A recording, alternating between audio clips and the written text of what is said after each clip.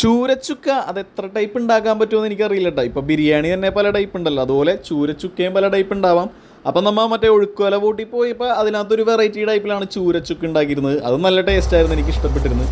അത് കഴിഞ്ഞ് നമ്മൾ ഇവിടുത്തെ ബോട്ടിൽ പോയി കഴിഞ്ഞപ്പോഴെന്നുണ്ടെങ്കിൽ അതും ഒരു വ്യത്യസ്തമായുള്ള ഒരു ടൈപ്പിലാണ് ചൂരച്ചുക്ക ഉണ്ടാക്കണം. അതായത് മീൻ റെഡിയാക്കി അതിനകത്തേക്ക് പിന്നെ നേരെ സവാള, തക്കാളി, അതുപോലെ പച്ചമുളക് ഇതെല്ലാം നന്നായിട്ട് വഴറ്റിയെടുത്തിട്ട് കുറച്ച് ഉപ്പ് ഇട്ട് കൊടുത്ത് പിന്നെ നമ്മൾ ക്ലീനാക്കി വെച്ചിരുന്ന മീൻ അതിലേക്ക് ഇട്ട് കൊടുത്തിട്ട് ഇവരിതിൽ മീനിൻ്റെ തൊലിയൊന്നും കളഞ്ഞിട്ടില്ല. പക്ഷേ മറ്റേ ബോർഡിനകത്ത് മീനിൻ്റെ തൊലിയെല്ലാം കളഞ്ഞിട്ടാണ് നന്നായിട്ട് വേവിച്ചെടുത്തിരുന്നത്. അപ്പോൾ ഇതിനകത്ത് മൂടി വെച്ചതിന് ശേഷം ഒരു വേവായപ്പോഴേക്കും കപ്പ് കൊണ്ട് ഇതിൻ്റെ മാംസം പൊടിച്ചു കൊടുക്കാനായിട്ട് തുടങ്ങിയിരിക്കുകയാണ്. അതിനകത്തേക്ക് പിന്നെ പൊടികൾ ഇട്ടുകൊണ്ടിരിക്കുകയാണ്. ചിക്കൻ മസാല, കുരുമുളക് പൊടി, പിന്നെ കുറച്ച് ജീരകപ്പൊടിയും ഇട്ടിട്ടുണ്ട്.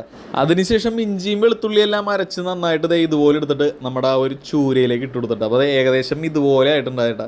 എന്തോ ഒരു കറി പോലെ ഉണ്ടായിരുന്നു. ഞാൻ കഴിച്ച ചുക്കയാണെന്നുണ്ടെങ്കിൽ നല്ല ഡ്രൈ ആയിട്ട് നല്ല ടേസ്റ്റ് ആയിരുന്നു. അപ്പോൾ ഇതാരും ട്രൈ ഒന്നും ചെയ്യണ്ട കേട്ടോ. ഓക്കെ.